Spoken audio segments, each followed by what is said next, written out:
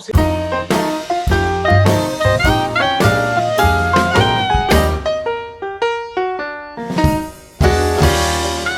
dale, dale, sí, Dale, vamos a arranquemos. poner, vamos a poner rec, damos un Bien, saludo a la audiencia y arrancamos. bueno, Javi, ¿querés uh, arrancar vos presentando? Arranca vos, Ale, arranca vos que lo haces muy bien. Bueno, bienvenido de nuevo a la audiencia de Gran Pez. Estuvimos un par de semanas ausentes porque también tiene que ver con esto de elegir la cantidad y no la calidad, y también de darle el espacio al ser y no al deber ser. Por lo cual puede ser errático, pero siempre buscando lo mejor. Así que bueno, espero que esté muy bien toda esta audiencia querida. Y hoy tenemos el placer de tener un invitado queridísimo de la casa, el gran artista Eduardo Estupía. Hola Eduardo, ¿cómo estás? ¿cómo están? ¿Cómo están? Buenos días a ustedes, japonés a toda la audiencia. Buenos días, Javi, buenos días, Ale. Encantado de Javi, verlos. querido, Javi, querido, qué lindo verte. Bueno, Ale, qué bueno estar acá de vuelta. Sí, tuvimos unas semanas también ajetreadas también en lo laboral. Ale también Algunas con un cositas. festival de cine que anduvo bárbaro, por suerte. Y encantado también de volver con este potente invitado. ¿Qué decís, Edu? ¿Cómo estás? Bien, muy bien, estoy aquí, como ustedes, ¿no? Bueno, viviendo día a día, contento de que me hayan invitado, siempre es bueno intercambiar ideas y experiencias, ¿no? Para un poco renovar la energía y airear un poco los escenarios, ¿no? Que a veces se enrarecen un poquito, ¿no? Por una cosa o por otra, ¿no? Pero bueno, estamos todos un poco marcados por la coyuntura. Totalmente. Sí, esto es una situación histórica de la humanidad. Pero bueno, Sí, hay que pensar amplio y siempre se sale. sí, sí, si lo pensás además que es una coyuntura histórica, ¿viste? Uno siempre ha tenido la sensación de que la historia no le pasa a uno, que uno la historia lo ve un poco de afuera, ¿no? En el sentido de que sí, sabés que una época que vivís puede ser histórica, pero cuando la época es muy contundente y te atraviesa bastante, entonces ahí te das cuenta que la historia, que esa historia contundente y traumática, la protagoniza uno, ¿no? Y de una manera muy dramática, porque nos ha tocado una muy fuerte, muy pesada, ¿no? Una que va a cambiar claramente, me parece, el curso de la humanidad, probablemente. No sé en qué sentido, no soy ni optimista ni pesimista, francamente, ¿no? Pero creo que no se atraviesa el mundo de una manera muy peculiar, ¿no? Y va a dejar un resto o un rastro que no sabemos cuál va a ser, pero va a ser categórico, sin ninguna duda, ¿no? Entonces es raro para uno, ¿viste? Estar pasando eso uno mismo y saber que uno está tocado por eso. ¿Viste? Las otras catástrofes que uno ha percibido, gracias a Dios, nosotros, por ejemplo, en nuestro territorio, es que marcan fuertemente generaciones, políticas, efectivamente, que sí marcaron generaciones, ¿no? Pero estas catástrofes universales es la primera vez que las atravesamos en muchos niveles de edades y de conciencia, ¿no? Entonces, esto nos hermana bastante a todos en un sentido y también nos hace más antagónicos, ¿no? Pero en un sentido de experiencia nos atraviesa bastante a todos parejamente, lo cual es bastante singular, ¿no? Bastante singular. Siempre la experiencia catastrófica le pasamos un poco al otro, digo, ¿no? Así muy en términos generales. Después hay catástrofes personales, ¿no? Pero esta catástrofe es más bien de características humanas y sanitarias en un sentido tan general, para mí es inédita y creo que es inédita en el siglo y hace tiempo que no sucede, ¿viste? Entonces me parece que estamos atravesando un periodo que es muy difícil, digamos, me parece también de pensarlo mientras está sucediendo, ¿no? Por supuesto hay una necesidad de pensar, pero es raro pensar mientras suceden las cosas. Uno puede pensar ciertas cosas, sobre todo las traumáticas, cuando ya han sucedido, ¿no? Es como el duelo, ¿no? El duelo lo vivís, pero no lo puedes pensar mucho, lo pensás cuando el duelo del dolor mismo ha pasado y tenés capacidad de pensar, ¿no? Bueno, este es una especie de duelo, pero estamos transitándolo en acción, no tenemos más remedio. Ahora, hay un duelo que estamos viviendo del mundo anterior, sin saber cómo va a ser el siguiente mundo, ¿no? Entonces, me parece difícil a veces pensar la coyuntura en el momento, ¿no? Sí, ahora vamos a dar... No, hay algo que también que tiene que ver con que siempre todos queremos controlar. Y ahora lo que estamos dándonos cuenta es que se pierde esa sensación de control. Sí. Sí, y me parece que esa idea, esto nos enseña bastantes cosas a nosotros que tenemos un cierto aire para poder pensar un poco. No estamos a lo mejor por circunstancias favorables, no estamos tan subsumidos en la supervivencia y podemos pensar un poquito. Podemos asumir que hay una cierta enseñanza en el sentido de efectivamente aprender que hay cosas que son incontrolables y que son de algún modo del devenir de la realidad, vamos a decir, ¿no? Viste que yo hace poco perdí a mi analista, a un analista con el que venía analizándome durante 10 años, y lo perdí por el coronavirus, ¿no? Lo perdí porque lo atacó el coronavirus, ¿no? ¿Qué edad Lo tenía? cual fue un hombre de 75 años, pero un hombre, bueno, por razones diversas que no vienen al caso, lo atacó y lo murió. La verdad que es un hombre extraordinario, un analista y un teórico y un pensador, además, un tipo muy activo en la cultura, se llamaba Carlos Bruck, bueno, pero, digamos, con él siempre hablábamos, ¿no?, de la relación entre la neurosis y la realidad, ¿no? ¿Viste? Y entonces, hablando de él con otro amigo, también analista y psiquiatra, me decía, mira, Eduardo, recordá siempre lo que decía Freud, ¿no?, que es la miseria de la neurosis frente a la realidad del infortunio o del acontecimiento, ¿no? Es decir, la neurosis es inútil porque no es real, ¿no? La neurosis es el modo en que uno construye una especie de realidad paralela, ¿no? Y después está el acontecimiento. Entonces, al acontecimiento no hay con qué darle. Es lo que es. Mientras tanto, uno construye creencias neuróticas o obsesiones que parecerían tender a hacernos creer que vamos a poder controlar el acontecimiento. No, para nada. Entonces, cuando sobrevive el acontecimiento es tan real que es real, ¿viste? Entonces solo puedes vivirlo. Bueno, me parece que esta coyuntura tan real obliga un poco a eso, ¿no? A aceptar el acontecimiento. Por supuesto, aceptarlo con la mayor conciencia posible, no aceptarlo como pasivamente solo con miedo, solo con paranoia. Aceptarlo con una cierta actitud activa en la medida de cada uno, digamos, ¿no? Pero me parece que a veces estos golpes alguna enseñanza traen, ¿viste? Creo, sin ninguna duda, me parece, ¿no? Edu, tal cual, es muy Sí, importante todo lo que decís. Me gustaría, dentro de esta coyuntura y de esta historia y de entender lo que hace uno con estos acontecimientos, me gustaría que nos cuentes un poco quién sos vos en esta coyuntura y en esta historia. ¿Quién es Eduardo Estupía? muy buena pregunta, sí. Porque mira, uno ha sido constituido por lo que dicen de uno y por la imagen que de algún modo el medio ambiente y el entorno y el territorio en el que uno se mueve, la imagen que le devuelve a uno, en muchos niveles, ¿no? No solo hablo de la imagen pública, hablo de que siempre nos devuelven imágenes nuestras los terrenos, territorios y personas que nos rodean, ¿no? Nos devuelven una imagen, ¿no? Entonces, uno es también aquello que dicen que es uno, ¿no? Ya sea los amigos, como eventualmente la respuesta pública que puede tener uno con determinada actividad, la respuesta profesional, ¿no? La respuesta profesional también te da una imagen, ¿no es cierto? Por eso a veces las respuestas profesionales adversas parecen quebrar una fisonomía que uno considera que es muy sólida, ¿no?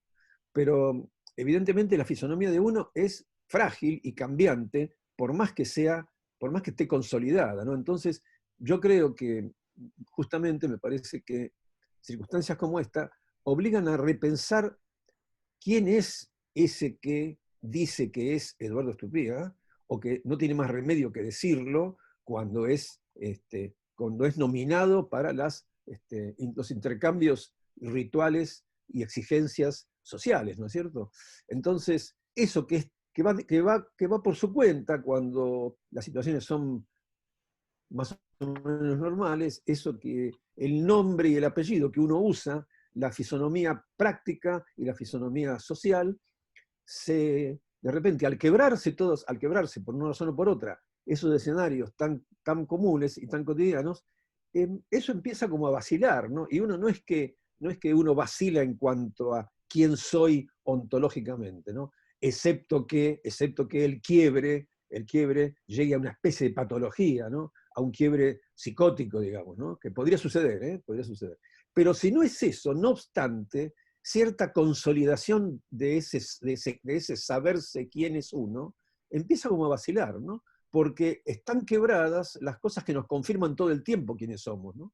Entonces, me parece que resumiendo, habría que pensar cómo se constituye ese yo que es tan autorreferente, tan consolidado, tan, digamos, cristalizado, y al mismo tiempo tan engañoso, ¿no? Porque depende de cosas completamente volátiles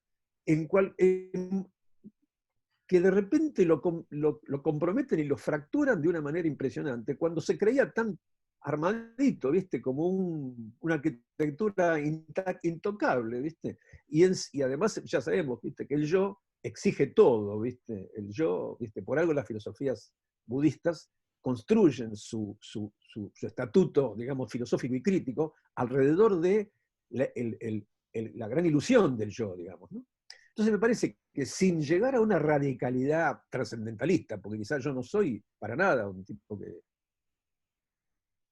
sea capaz de eso, me parece que hay que revisar un poco quién habla y quién es ese que está tan seguro de lo que es, sin dejar de estar seguro para poder transitar este asunto, ¿no? Pero es como si uno pudiera más o menos estar en un terreno medio anfibio, ¿no?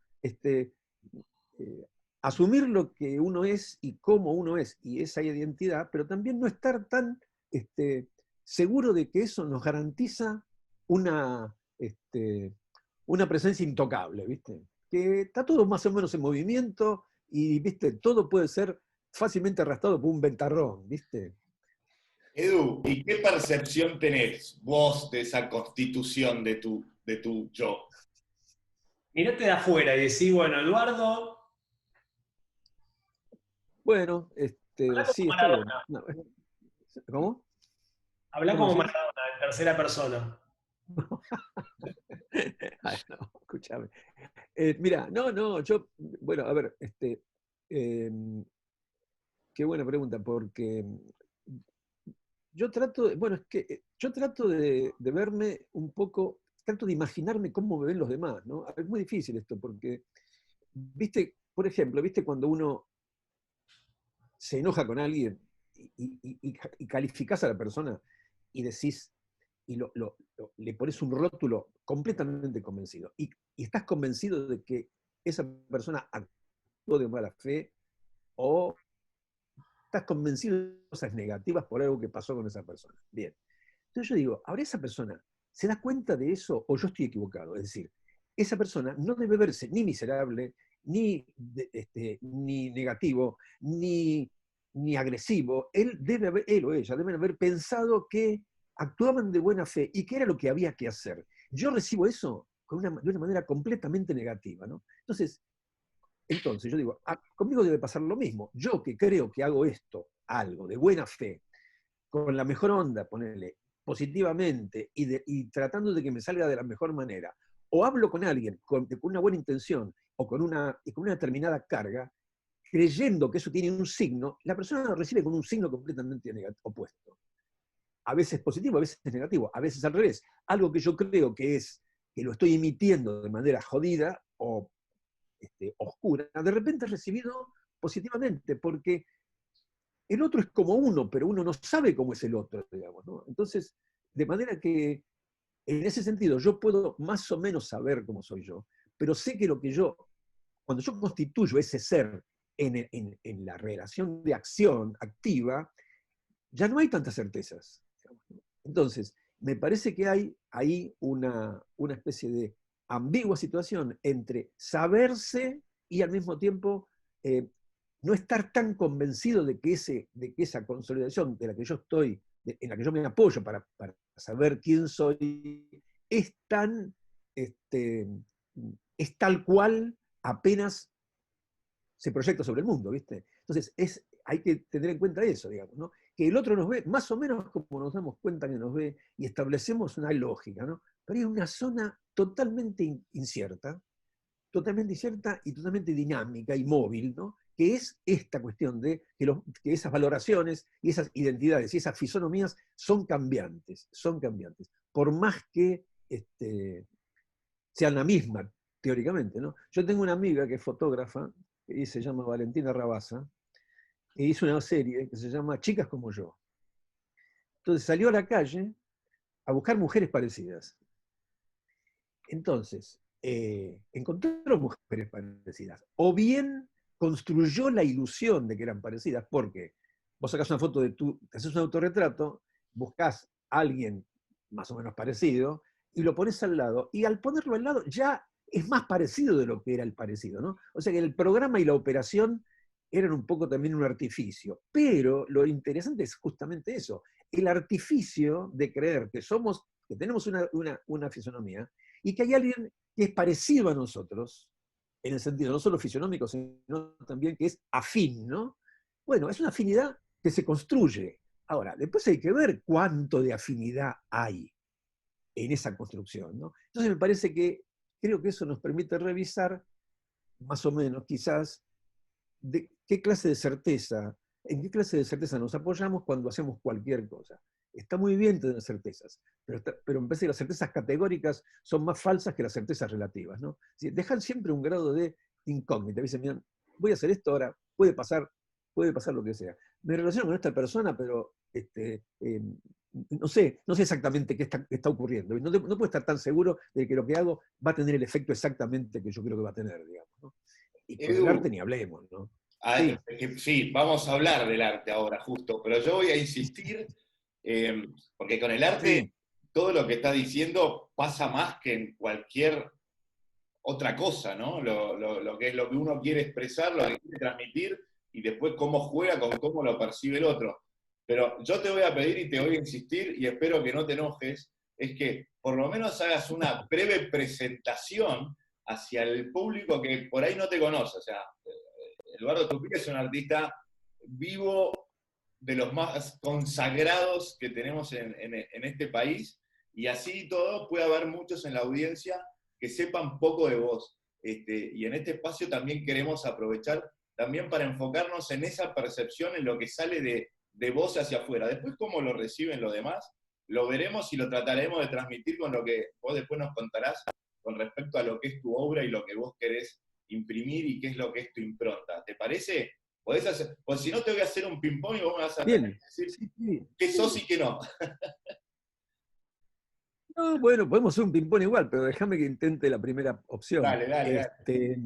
No, bueno, a ver, yo soy una persona que tiene años, que ha llegado a esa edad sin darme cuenta, en el sentido de que me sorprendo cuando veo que han pasado 20 años de algún episodio de mi vida que yo recuerdo con mucha intensidad, y han pasado 20 años. Yo no me di cuenta de muchas cosas cuando las estaba viviendo, sobre todo cuando empecé a tener un poco más conciencia de mis identidades profesionales y laborales, digamos, ¿no? Es decir, eh, yo, yo empecé a pensar un poco más este escenario que vos me estás proponiendo que te escriba, tardíamente un poco en mi vida, ¿no? Tardíamente. Eh, entonces, yo empecé siendo un estudiante de Bellas Artes sin intención de ser artista. Cuando se estudiaba Bellas Artes en los 70, yo entré en la Escuela de Bellas Artes en el 69.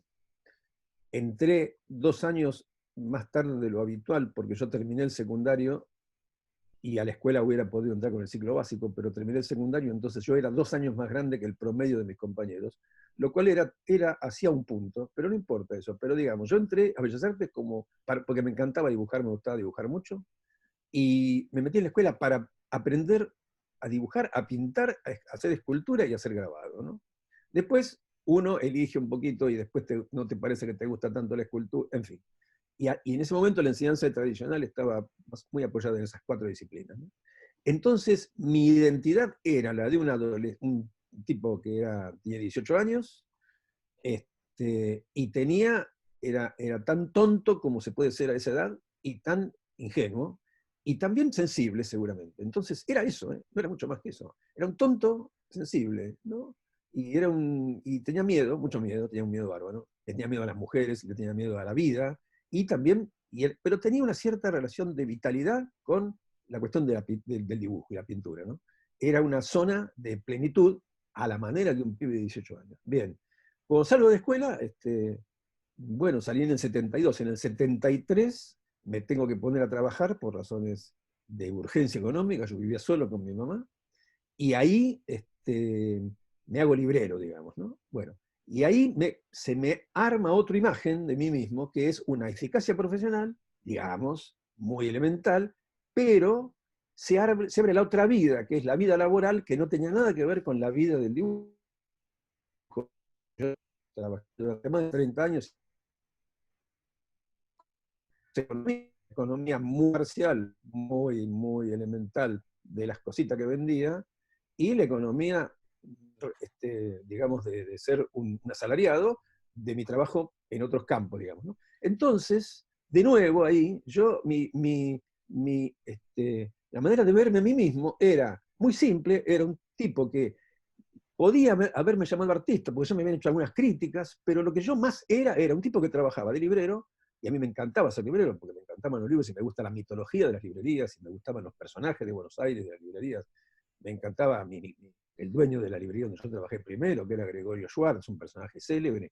Conocía muchísimos amigos en las librerías, la conocía Marcia Schwartz, bueno, mejor dicho, la conocía antes, pero la conocí mucho más a partir de trabajar en la librería del padre. Bueno, entonces, ahora bien, después de eso, en los 80, bueno, yo conozco a mi mujer, digamos, ¿no? Empiezo como ya mi vida adulta, pero básicamente lo de ser artista, para mí nunca era el principal, la principal construcción a partir de la cual yo me constituyera, ¿viste? Yo tuve siempre una sensación de paranoia con respecto al trabajo, ¿viste? Yo soy muy inmigrante con respecto al trabajo. Entonces, para mí lo más importante era tener un trabajo, ¿no? Y como no vendía, y yo jamás pensé en vivir de la pintura, jamás, porque era complicadísimo vivir de la pintura, lo sigue siendo, pero más aún no siendo yo un pintor, yo era dibujante, era medio un bicho raro, digamos, ¿no? Pese a tener muy buenas críticas, yo siempre tuve en general buenas críticas, pero no obstante era un bicho raro, ¿viste? Y fui un bicho raro, te diría, hasta los 90 tardíos, hasta el 2000. Pero todo ese tiempo, yo más bien era un tipo que vivía del trabajo y que dibujaba, ¿no? Y tenía esa certeza, no tenía ninguna certeza categórica de ser artista. Nada de ese imaginario me constituía de manera que yo dijera, ¿qué estoy haciendo? Soy artista, ¿cómo estoy trabajando? Todo el mundo, cuando dejé de trabajar Alejandro, después nos encontramos, pero en el 2009 yo dejo de trabajar en cine y ya me dedico completamente, porque empecé a tener fuerte de vivir de la pintura. Todo el mundo me decía, esa vida desgraciada de tener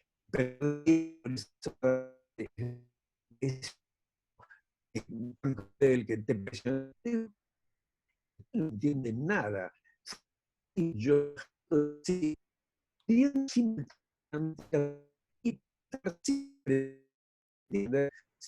el tipo que está agotado y que si no vende no puede pagar lo que cuando yo dediqué a hablar. Ella tiene más irreal esa cuestión de ser artista, que era necesario que tuviera una fisura, fuera fiel, que tampoco porque se ve que artificial. No, porque yo en realidad soy un chico y hice dibujitos y de... No, yo tengo que aceptar aquello a lo que llegué a ser, pero jamás tuve esa idea de previa, ¿no? A priori, soy artista de algo. Resulta que, y esto parece ser que cayó en un escenario donde tengo que soy artista. ¿No? Y sé que ahora menos eso. Es decir, ahora me pido mucho en el ámbito profesional, todas mis tareas de un modo u otro, realmente tenés en el... ¿Cómo por ejemplo, tú los viste, por ejemplo, sos artista y sí, menos, yo tengo el traje de porque me queda grande el traje de curador. Pero si curaduría es hacer una muestra, establecer una lectura, ¿no? Ok, soy menos categóricamente que prácticamente. Creo que la pragmática, lo trascendente, definiciones de trascendencia, más bien hipótesis. Que seguro es lo que hace. Si vos armas una muestra y más o menos haces una teoría, sos creador al menos en ese momento. Si escribís un texto, ok, escribiste un texto no porque seas escritor. Pero que escribir viene un poco bien y te gusta y te parece. Viste que ahora mismo que nosotros estamos en un escenario que nos propone una privacidad, la idea de la intimidad se ha hecho más visible y uno ha reflexionado más sobre qué es estar adentro, ¿no? En el sentido del escenario en el que uno trabaja. Ahora, ese adentro y el afuera son también categorías analógicas que están todo el tiempo en juego cuando uno trabaja, ¿no? Es decir, cuando trabajas hay fenómenos, estímulos, cualidades exteriores y hay esencias, también humores y cualidades interiores. Y eso empieza como a entrar y salir como en una... ¿no? Que se parece bastante a una satisfacción, porque, por ejemplo, cuando estaba trabajando en el cine, ¿no? En las distribuidoras, yo tenía un horario fijo, y terminaba el horario, ponele a las 6 de la tarde, y me iba al taller, y trabajaba en general de 6:30 a 10 de la noche. No tenía mucho tiempo de sentarme a ver, bueno, ahora estoy en el taller, estoy en este ámbito, no, tenía que entrar, prender la máquina, prender el motor y entrar a trabajar. Bueno, y ahí empezaba este circuito de energía, que yo muchas veces no entendía cómo era, pero que ahora te lo puedo describir mejor, ¿no? Que creo que es algo que sucede siempre, ¿no? Cuando digo, no, me siento mal, no tengo ganas, estoy cansado, estoy deprimido, muy bien, entonces, tengo todo eso, prendo el motorcito, y todo eso empieza a cambiar. Porque el motor por sí mismo ya propone un fluido de energía que cambia en todas las condiciones, ¿no? Entonces, lo deprimido ya es menos deprimido, o más, no se sabe, pero de repente agudiza algo, o también lo cura inmediatamente, o también propone otro estado. Las herramientas y los materiales proponen inmediatamente un estado que uno tiene que, con el que uno tiene que convivir. Y me parece que es una convivencia muy sana, porque te cambia el estado tuyo, que uno cree que es tan digamos, infalible e inviolable, ¿viste? Uno va medio neurótico y te parece que eso es todo lo que pasa, más o menos. Prendes el motor y eso se empieza a disolver. Entonces, yo siento eso, ¿no? Cuando trabajo, siento eso. En general también, a partir de eso, siento una gran plenitud, en el sentido de que una plenitud justamente no del resultado, ¿no? Del hacer. Hay una plenitud del hacer. El resultado es un problema de la ponderación posterior de lo que uno hace. Es difícil, casi imposible, trabajar pensando en el resultado, porque no podés pensar en algo que no existe, podés pensar en cómo acercarte a una hipótesis, porque además venís con un montón de ideas, a lo mejor, o de cuestiones que no son tangibles y que van a aparecer en la pieza, ¿no? Entonces, el resultado depende de muchos factores. Entonces, yo más bien la plenitud consiste en trabajar. El resultado, cualquiera sea, siempre está bien, aunque sea el peor posible, porque es real. ¿Qué vas a hacer? Digo, ¿se arruinó la obra? Bueno, ok. ¿Se arruinó? ¿Qué vamos a hacer? Y si no se arruinó, la dejo ahí a ver si mañana la veo con otros ojos y mejora, cosa que puede pasar, ¿no? Así como de repente terminas una obra y te parece extraordinaria, te vas a dormir, al mañana siguiente te das cuenta que es una porquería, que lo viste con unos ojos de, qué sé yo, lo viste totalmente engañado, al día siguiente te das cuenta que no sirve para nada, es así, parece que a la noche, yo siempre digo, a la noche todo es extraordinario, y a la mañana, a la mañana siguiente el sol te muestra verdaderamente cómo son las cosas, ¿viste? En fin, así que eso es lo que siento. Digamos. Me encanta, Edu. Che, ¿y la inspiración se estudia?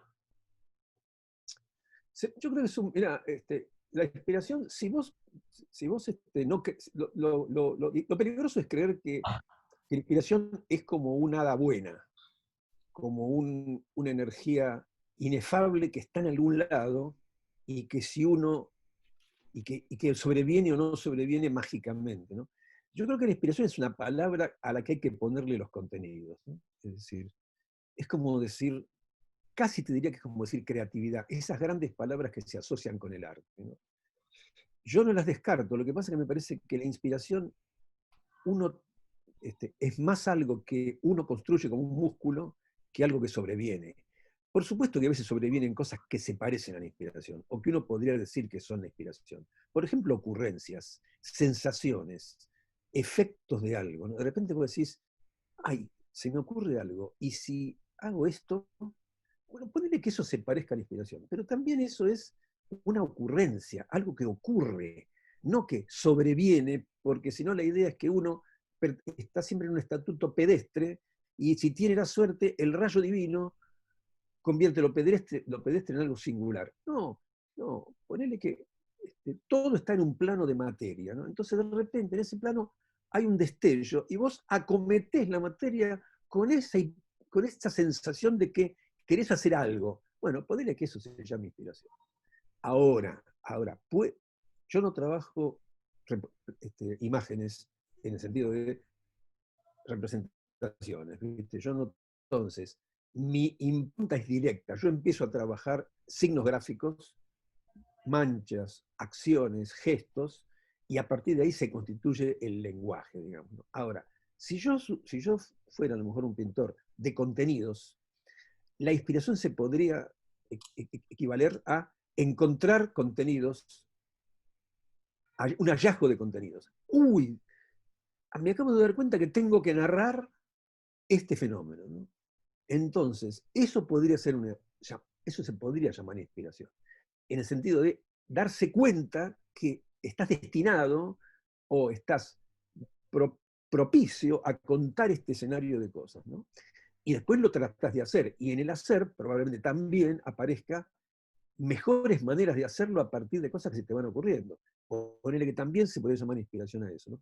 Pero yo creo que en todo caso es un músculo que se puede entrenar. Por eso te digo, una palabra favorable a lo positivo del arte, pero, eh, pero hueca, abstracta. Uno le pone contenido a eso. Entonces vos decís, mira, tuve la inspiración de hacer esto, no me vino, ¿no? Entonces es un músculo. Uno se puede entrenar a recibir, para recibir con una cierta conciencia, para trabajar bien atento, de manera de recibir esas cosas, que andás a ver dónde están, pero no están en un plano, en el plano de las hadas, ¿no? No, están como en lo cognitivo de uno, ¿viste? Es como a cualquier persona le ocurren cosas en muchas proporciones que son difíciles de verbalizar. Lo que pasa es que lo verbalizable siempre predomina, ¿no? Estás siempre primero verbalizando lo que tenés que verbalizar. Pero mientras tanto, hay un montón de destellitos que si uno tuviera un momento de detención, aparecerían en el escenario de la conciencia, y eso se podría llamar inspiración, solo que no sos artista a lo mejor. Pero te aparecen cosas que no se vehiculizan en ningún plano del lenguaje, pero que son sutiles y que no dependen de nada, aparecieron ahí. Nos pasa todo el tiempo. Vas en un ómnibus y tenés una sensación o un reflejo. Bueno, un artista podría decir, uy, me pasa esto, agarra un papel. Viste que hay poetas que van con la libreta ¿no? Escriben se sientan y escriben, ¿no? Pero no se sientan solo a escribir en el sentido de voy a tomar un café y me pongo a escribir. Se sientan por si ocurre eso. Entonces, eso que no es sublime, es fenoménico y puede pasar. Entonces, el músculo entrenado es para ser capaz de detectar eso y, en todo caso, aprovecharlo en el lenguaje, ¿no? Estando muy atento y entrenando el alimento. Después, bueno, yo alimento ese destello con cosas que son de mi control, digamos, o de mi cosecha, ¿no? Por eso digo que me parece que es más un músculo para entrenar que una aparición inefable. Me encanta, Edu, me encanta. ¿Vos podrás?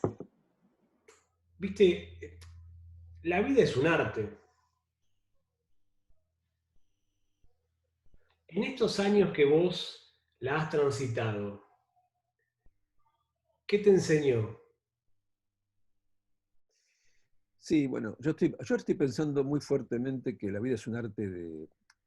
Yo soy un tipo que ha acumulado muchas cosas, ¿no? He acumulado libros, muchísimos, he acumulado obra, he acumulado textos, he acumulado elementos que me resguardan y me dan un sentido como de pertenencia, ¿no? Entonces, en un momento dado, yo creí que iba a tener una posibilidad de que esa acumulación tuviera una posibilidad de ser transformada en cosas, ¿no? No fuera un sentido para ser utilizado de una manera práctica en la vida. Bien. Y me parece que ya no voy a tener tiempo de eso, ¿no? Es decir, yo tengo 68 años y estoy pensando fuertemente en que estoy ingresando en una etapa más o menos conclusiva de mi vida, más allá de cuánto pueda vivir. Francamente, lo digo sin ningún dramatismo. Creo que a partir de cierta edad uno tiene que ser consciente de que el tiempo se acorta, claramente, y que cada día es una gran suerte poder vivirlo, ¿no es cierto? Esta pandemia me hizo pensar en la muerte muchísimo, no solo por la muerte de mi analista, digamos, ¿no? Ahora, entonces yo creo que también como las disciplinas orientales o algunas disciplinas, es un aprendizaje para la muerte, en el sentido de que uno construye para después dejar, porque, digamos, el problema es esa sensación de construir para quedarse, como si uno fuera eterno, ¿no? Entonces, todas las cosas que nosotros nos rodean van a ser más posteriores que nosotros, digamos, todas las cosas, ¿no? Aún mi vaso, va a durar más que yo. Bueno, se puede romper, sí, está bien, pero digo, si no sucede ningún accidente, digamos, este vaso va a durar más que yo, ¿no es cierto? Bueno, entonces, en un momento empecé a pensar que la vida consiste en trabajar para, para la muerte, digamos, ¿no? Aunque suena casi de película de terror. Lo digo sin juicio, ¿no? Y sin subrayados, ¿no?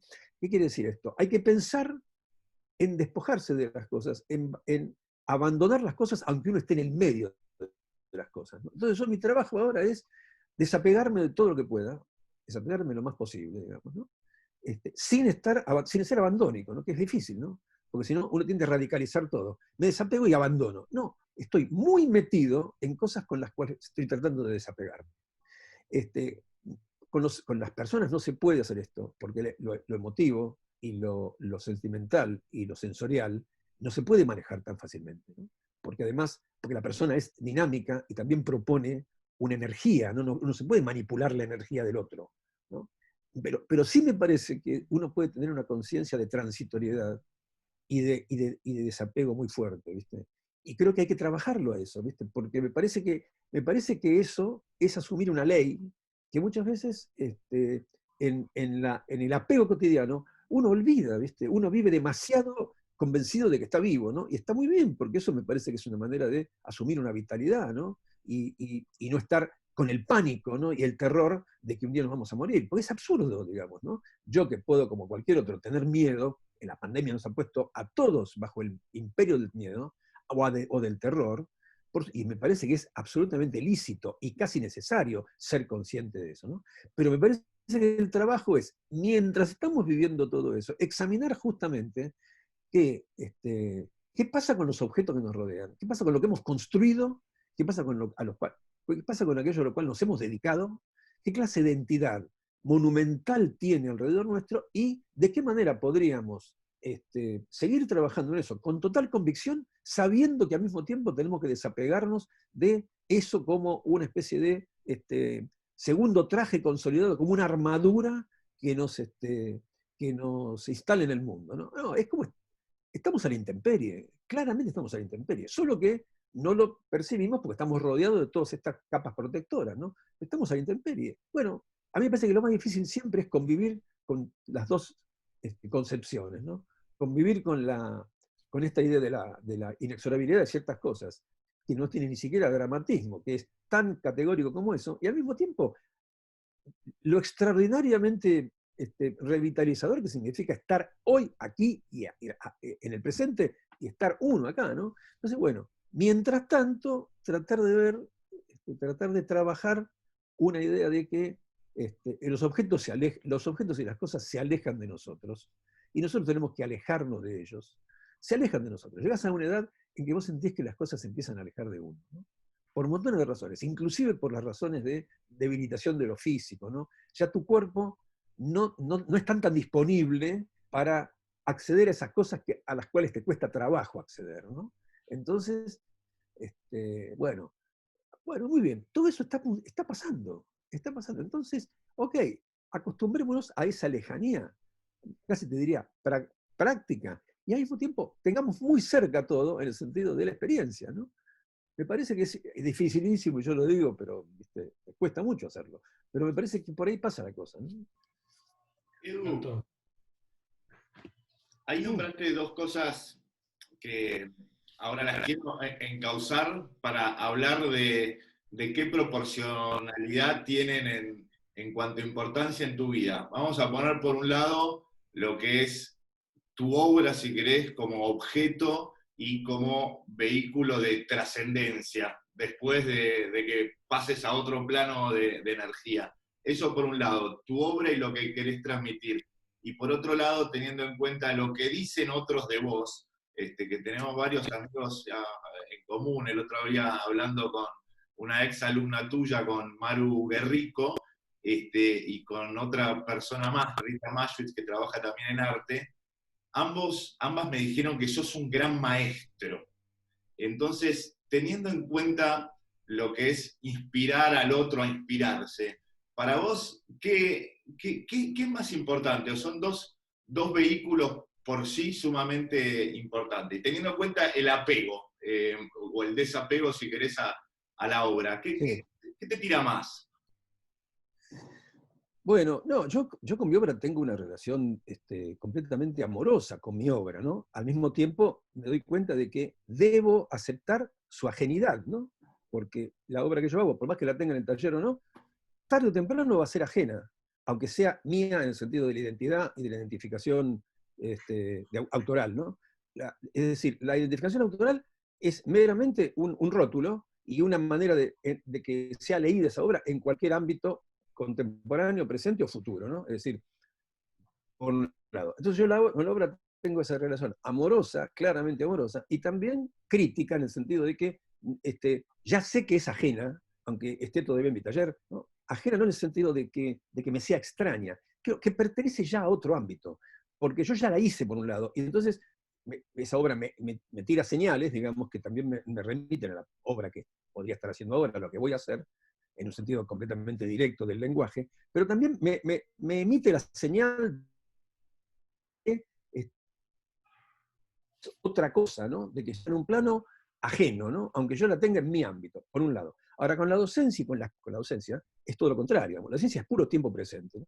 Y ahí yo lo que hago siempre es, cada persona trae algo que es con lo que se puede trabajar.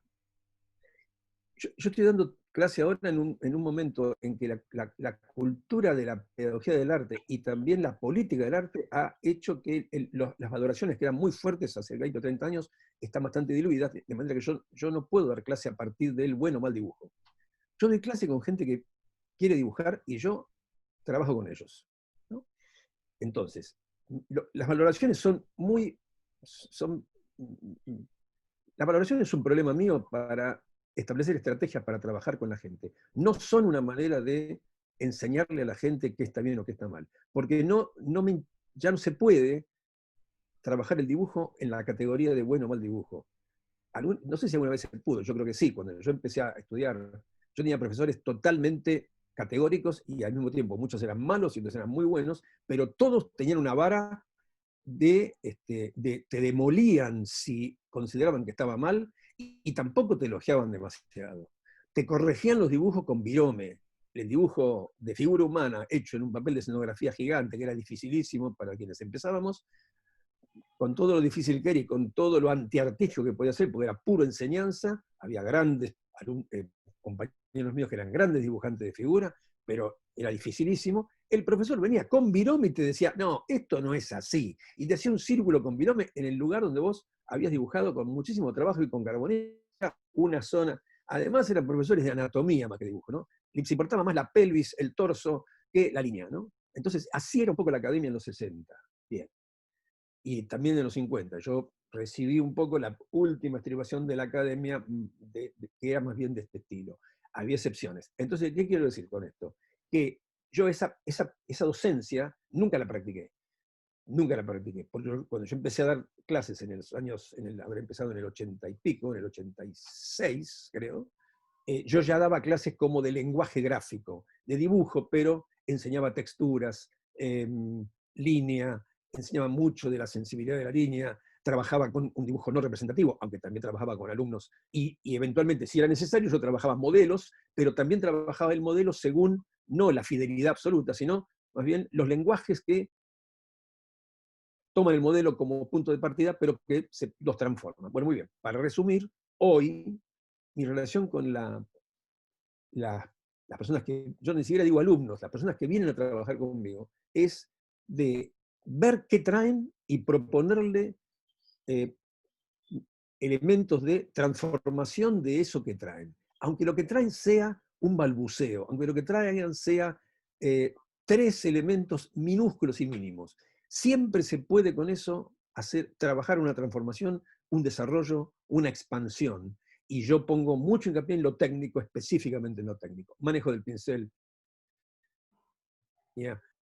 Modulación de las tradicionales del dibujo, húmedos, secos, elementos de la pintura que se usan para dibujar. Entonces, es muy material mi clase, muy pragmática, y lo que sale es leído según lo que cualquier ejercicio está proponiendo te propone tiene ciertas cualidades. Entonces vos tenés que leer cuáles son las cualidades que el propio ejercicio está revelando. Es como si los alumnos, lo uso para que seamos más prácticos, los alumnos hacen algo y en lo que hacen revelan algo que no saben qué es, ni yo tampoco, pero se exhibe bajo la forma de signos gráficos. Bueno, hay que volver a hacer ejercicios para que eso se evolucione. Y en un momento dado, eso da una respuesta.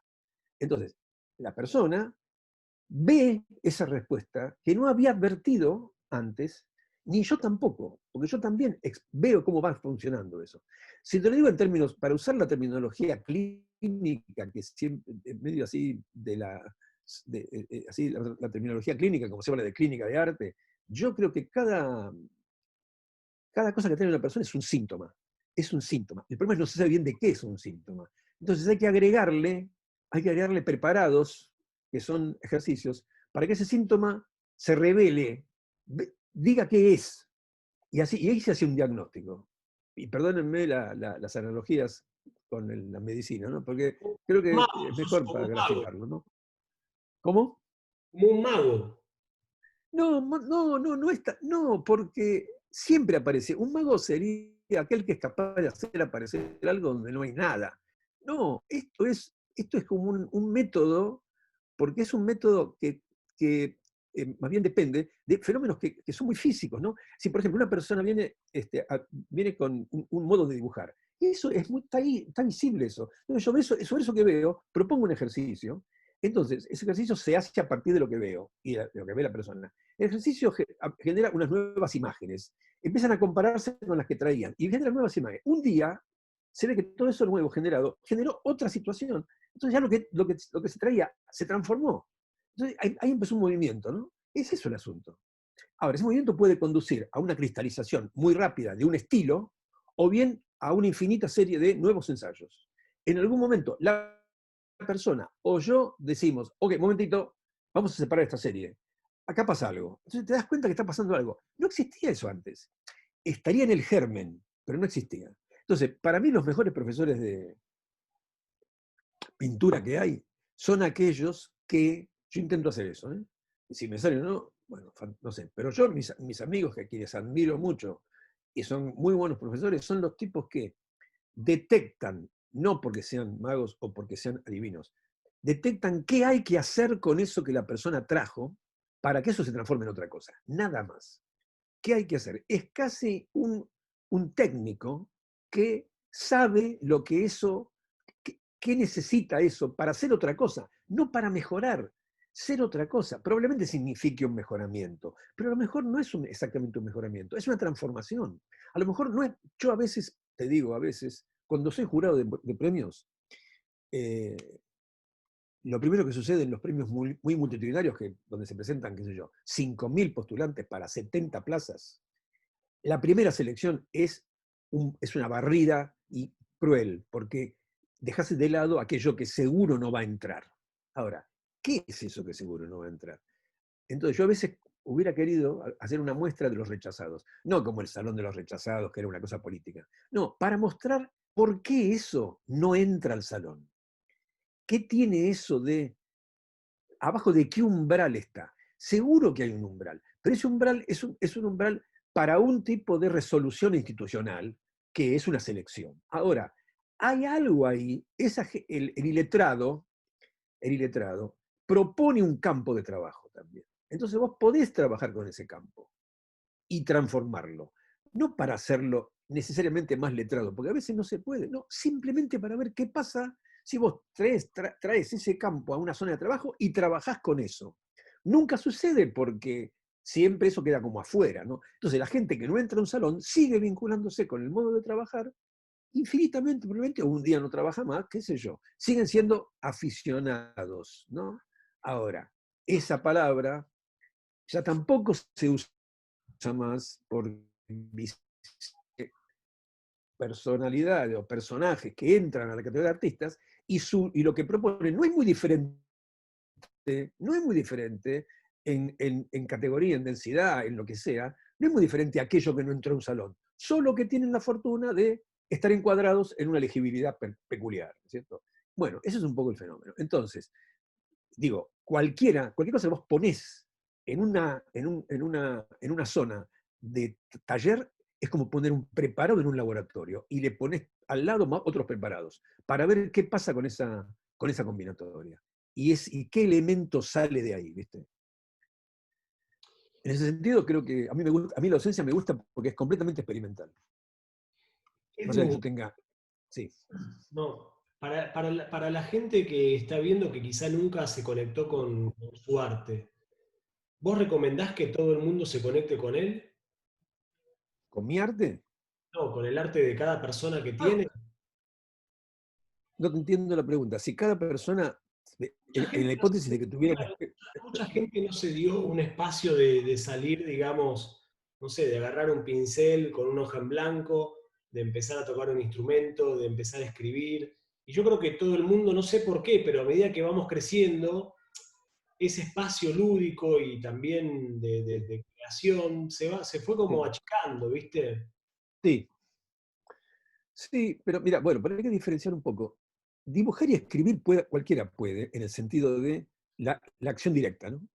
Por supuesto que cuando vos decís dibujar, es muy fácil que la gente diga, no sé dibujar. Está bien, pero si uno supera la idea que es importante de no saber y simplemente garabatea, y en el garabato sigue garabateando, y un día por ahí descubre que el garabato lo llevó a hacer una florcita, qué sé yo, y de repente dice, che, pero a mí me gustaría, de repente, qué lindo ese, ponele, ¿no? Dibujar. Escribir, de algún modo, también está muy cerca de la experiencia cotidiana. Creo que escribir, más allá de que todos escribamos, porque escribimos siempre algo manuscrito, digamos, ¿no? A partir de la tecnología, cierta escritura más social no es más escritura manual, digamos, ¿no? Uno escribe por Twitter, escribe por los teléfonos, escribe por las computadoras, digamos, ¿no? La relación de cercanía con la escritura manual está más quebrada, digamos, ¿no? Pero ponele, alguien que escriba, alguien que dice, a mí me gusta la poesía y yo escribo poesías, ponele, y escribe, ¿no es cierto? Entonces, a mí me parece que es difícil establecer una especie de hipótesis vocacional. Yo no podría hacer una especie de demagogia de que todo el mundo puede dibujar. Yo digo, todo el mundo dibuja si quiere, ¿no? Si quiere, todo el mundo dibuja. Si quiere, todo el mundo escribe. Ahora, pero ¿cuánto de esa experiencia es necesaria, por ejemplo, en el tiempo libre? ¿No? No se puede evitar pensar cómo es el tiempo libre del individuo contemporáneo frente a la posibilidad de dibujar o escribir, ¿no? Porque en general el individuo tiende a llenar el tiempo libre con entretenimiento, lo cual me parece perfecto, no lo estoy juzgando para nada, y dibujar no es un entretenimiento, ¿no? Y no puede ser una extraordinaria manera de pasar el tiempo, pero no es un entretenimiento, ¿no? Entonces, de repente, si ese individuo puede reemplazar la necesidad de ver una serie o de qué sé yo, tener algún esparcimiento X, por sentarse a garabatear, y es una decisión, porque eso no es difícil que te lo imponga alguien, ¿no? O que te lo proponga alguien. Por ejemplo, yo jamás diría, che, qué bueno sería si todo el mundo dibujara. Para nada. A mí me parece que la gente tiene que elegir su propia herramienta para sanar cualquier escenario, ¿no? Ahora, sí, y tampoco digo que dibujar sea necesariamente sanador, ¿no? Pero digo, es una actividad que transforma, ¿no? Es decir, por lo pronto es un artificio, ¿no? Es decir, es completamente artificial dibujar. No hay ninguna razón para dibujar. Es artificial. Ahora es un artificio trascendente, ¿no? En el sentido de que es un artificio que te conecta con el mundo, tarde o temprano, ¿no? Tarde o temprano. Pero Edu, bueno, pero no necesariamente eso, sí. ¿a vos cómo te transforma? ¿Y para vos es algo sanador también? ¿O tenés Sí, sí, identificado cómo te transforma a vos? ¿Por qué? sí.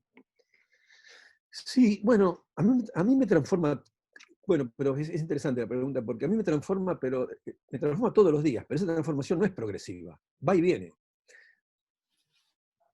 La vida también consiste, es difícil que haya una escalera de umbrales de transformación que siempre son progresivos, y vos llegaste a lo mejor a un grado de transformación que está por encima del otro. Puede ser que sí, que yo haya logrado algún progreso en algún nivel de mi relación consciente con el dibujo después de tanto tiempo, ¿no? Pero a veces eso se desgasta, ¿no? Entonces, me transforma y de repente se me pierde eso, me queda un resto y me vuelvo a transformar con alguna otra experiencia. Por ejemplo, yo durante algún periodo trabajé menos, concretamente en cantidad de horas de trabajo, ¿no?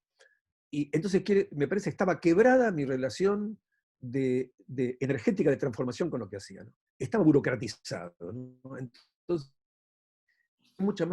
había un divorcio entre esta cuestión de la entidad, de cómo está instalado en uno ese hacer, y el hacer mismo. Ahora está mucho más integrado. Entonces, esa integración de algún modo garantiza, entre comillas, que la transformación es bastante progresiva, pero todo el tiempo hay retrocesos, todo el tiempo hay retrocesos, o desgastes, o caminos fallidos, ¿no? O quiebres de energía. Entonces, es una transformación, pero es difícil que sea una línea progresiva en ascenso. Asciende, se establece una meseta, cae un poquito, vuelve a ascender, baja un poco, ¿no? La experiencia es muy diversa, ¿no? Porque además el material es sutil, ¿viste? Eso es lo más raro de todo, ¿no? Todo esto que hablamos, en realidad estamos alrededor de una cuestión que es sutil, pertenece como a los espíritus sutiles de lo que existe, ¿no? Por más que sea muy material, la materia es muy sutil, además de que sea brutal, explícita, directa y física, ¿no? Es muy sutil, ¿viste? Es muy sutil. Entonces, de repente también es muy sutil lo que sucede con las cuestiones materiales que uno hace, ¿viste? Entonces, es tan sutil que es inmanejable, ¿no? Entonces, es muy sutil la hipótesis de progresión, porque es frágil también, ¿no? No es tan sólida. Es muy sólida y al mismo tiempo de repente retrocedió, se quebró. Eso que vos en lo que habías progresado, resulta que no progresaste tanto. Volvés a estar 3 pasos más atrás. Ahora, de repente, asumís eso y volvés a avanzar. Bueno, ¿viste? Es un poquito un ajuste de mira todo el tiempo. Y Edu, ¿hay una resultante positiva en cuanto a sanación en tu caso, fuera de que la transformación es más volátil y hay retrocesos en el juego de la boca y es dinámico, etcétera? Sí, Pero ¿ves una... sí, está bien. Sí, yo creo que sí. Sí, bueno, si yo puedo, a ver, si yo puedo hablar así, si yo puedo hablar así con ustedes, y en general si yo me veo a mí mismo, y yo creo, yo soy de enfrentar un escenario como este, no solo estoy hablando del cotidiano, ¿no? Un escenario profesional o vocacional, o un escenario imaginario, estoy más capacitado hoy que hace 20 años, o 30 años, ¿no? Sí, yo creo que ha habido una progresión, o ha habido una progresión positiva, seguro. Tengo que agradecerle también, yo tengo un galerista que es un tipo que se llama Jorge Mara, que a partir del año 2000, yo trabajo con él, pero mucho más precisamente del año 2008, todo lo que hemos hecho, que es muy profesional y muy pragmático y muy institucional y muy marketinero y muy del ámbito de las galerías, es también un camino de perfección o de mejoramiento. El galerista ha sido una especie de gurú, lo digo sin ironía, ¿eh? Es un tipo que tiene conmigo una relación digamos, afectiva, por supuesto, profesional, pragmática, pero también crítica, ¿no? Entonces yo creo que tener una relación de este tipo, como la que tengo con Yuyo Noé, estas son referencias que apuntan a un camino de mejoramiento. No digo un camino de perfección, que parece demasiado pretencioso y demagógico, ¿no? No. Yo diría un camino de imperfección, pero con una hipótesis de mejoramiento progresivo, ¿no? Es decir, un camino que va a ser imperfecto, pero que tiende a depurar las cosas que tienen que quedar y descartar lo que es lo subalterno, ¿no? Yo creo que eso es también muy importante, ¿no? A la larga o a la corta, descartar lo subalterno.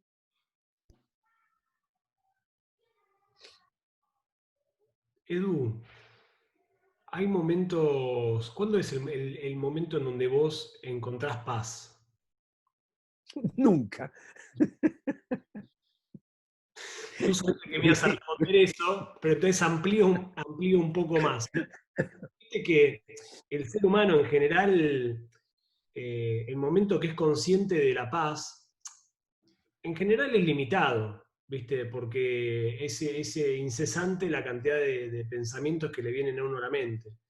Pero estoy seguro de que vos en algunos momentos has encontrado esa paz. ¿Te acordás de alguno, no sé, que digas, che, qué bien que estoy, qué bien que me siento?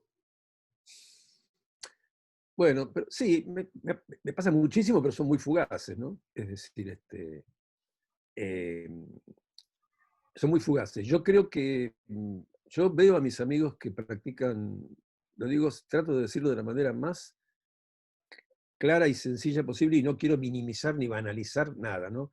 No quiero hablar de la gimnasia de la meditación ni ninguna disciplina de esta que trascendentalistas, pero sí creo que hay algunos amigos que son budistas y practican la meditación de una manera muy sostenida, han logrado una cualidad en que, por lo que me transmiten y por lo que he hablado mucho con ellos, que se parece bastante a esto que estás planteando vos, ¿no? A un momento en que uno dice, qué bien que estoy. Ahora, en ese plano, ese estar bien no es el estar bien del yo, ese es el problema, ¿no? Entonces, yo creo que mi problema es que yo todavía tengo con el yo una relación muy subordinada, ¿no? No lo puedo dominar. Y me parece que eso garantiza que la paz es muy difícil, porque el yo siempre quiere más, es insaciable, ¿viste? Es decir, Está bueno, entonces, me gusta lo que decís porque mucha gente puede tener la idea también de que el artista, viste, vive como en un nirvana permanente, que dibuja en pelotas y que se duerme la siesta y después, después va de vuelta al taller a seguir dibujando en pelotas y fumarse un facito. dibujar en pelotas me encanta como idea del nirvana, me parece extraordinaria. No, yo en Probalo, pelotas quizás casi no uno hago nada.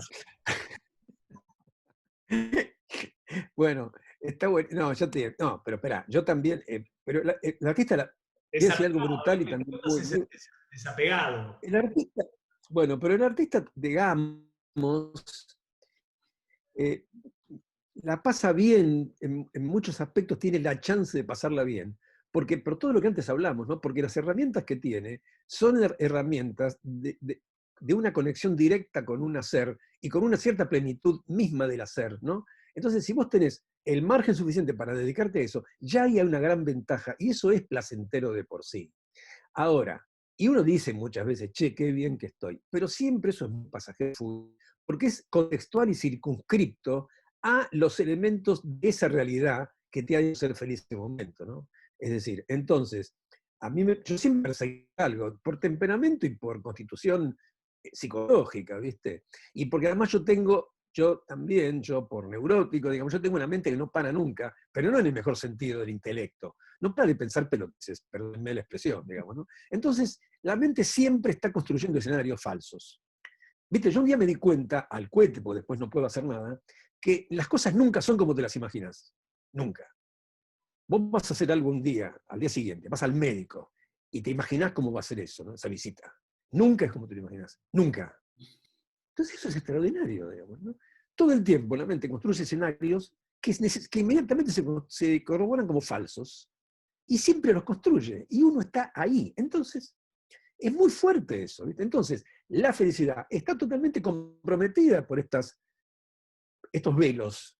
Bueno, entonces me parece que la única posibilidad para que esos momentos de felicidad sean más permanentes es tratar de trabajar la disolución de esos velos, ¿viste? No sé, yo lo intento y con mis amigos que me ayudan en este campo de interrogación, hablamos siempre de esto. Pero entonces yo digo que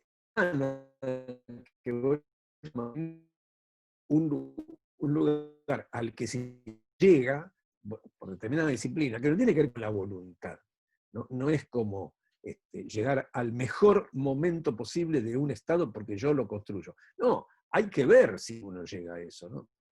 Pero digo, la idea de que el artista vive, que es artista, en una epifanía vitalista, yo creo que es falsa, aunque artistas completamente vitalistas, artistas que vos ves trabajar y vos envidiás eso que emana de ese taller, ¿viste? Yo, por ejemplo, cuando veo a Gerhard Richter pintando, cuando lo veo pintar con esos fratachos, ¿no? Cuando el tipo hace esas pinturas que son varias capas de materia y las hace como una especie de fratacho gigantesco, que es pasar una especie de elemento rígido sobre la capa de pintura para que al pasar se generen las capas. Yo lo veo en un momento de plenitud absoluta.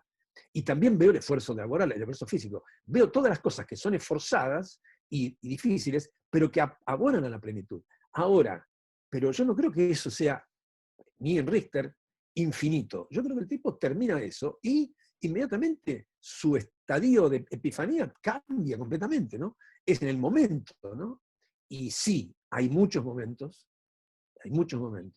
en que vos estás, aunque sea por un segundo, en ese momento, ¿no? Ahora, eso es muy frágil, muy volátil y muy transitorio, ¿no? Yo creo que lo que más sucede son las cosas transitorias y transitivas. Todo se está transformando todo el tiempo, ¿viste? Entonces, los mejores estados se transforman enseguida en otros estados, ¿no? Y los estados malos también se transforman, ¿no? Solo que a veces tienen mayor densidad y nos acorralan más, ¿viste? Pero realmente el peor estado posible está muy cerca de ser un estado feliz, pero tiene que suceder, ¿viste? A veces no sucede. Qué lindo lo que decís. Qué lindo. Capo. Bueno, Chicos, Edu. me parece que tengo que dejarlos Sí. porque son y 20, me están por venir a buscar. Tengo que ir al taller, pero simplemente 20 minutos para ver cómo está todo y volver a mi reducto acá. Edu, un placer enorme esta charla, el espacio que nos diste. Al La verdad que contrario, gracias. tenemos una cosa más que la audiencia reclama, que es que vos mandes tu foto dibujando en pelotas. Es muy importante. Para el póster de esta entrevista.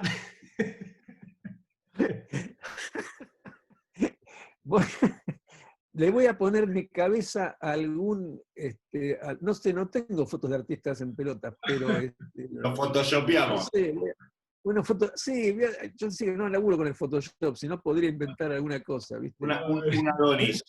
Busco algún gimnasta, ¿viste? Sí. Busco alguna, no sé, algún tipo apuesto, le pongo la foto, qué buena, qué imagen delirante, Dios mío.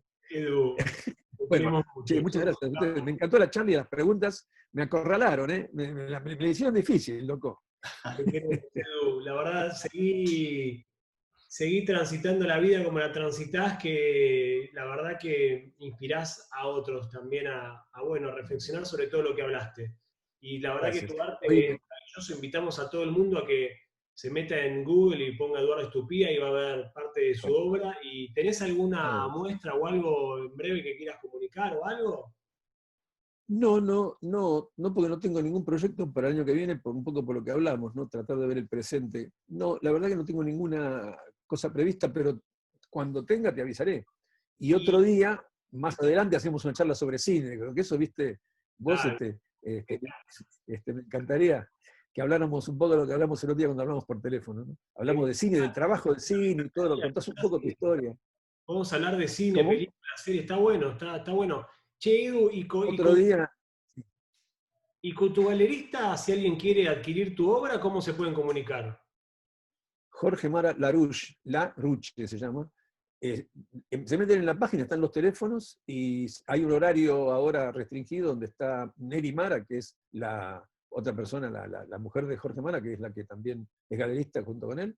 Y bueno, es Jorge Mara. Si ponen inmediatamente en el Google Jorge Mara, aparece toda la data. Vamos a poner acá, vamos a poner acá.